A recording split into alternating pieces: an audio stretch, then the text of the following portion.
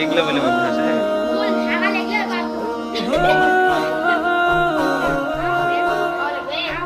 একটা গল্প একটা ছেলে 2 নম্বরে ছুটি নিছে নিয়ে বাথরুমে যেতে যেতে রাস্তার মধ্যে বাথরুমে গেটের সামনে গেছে যে 4 বাথরুম হচ্ছে না, তো গেটের ওখান থেকে ঘুরে আসছে।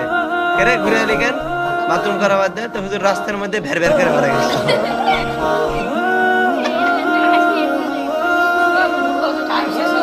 শেষ।